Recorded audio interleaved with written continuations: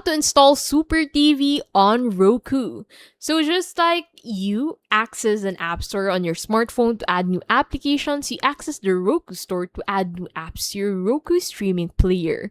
So press the home button in your Roku remote, scroll and select store, and then select apps. Then browse by genre, recommended, featured, top free, and other categories.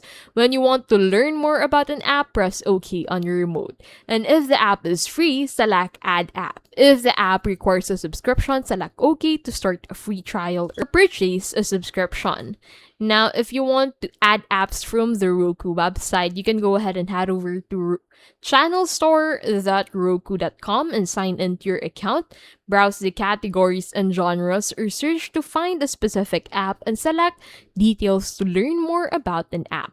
Select Add App to install the app on your Roku device. And that is how you can easily install the Xuper TV on Roku.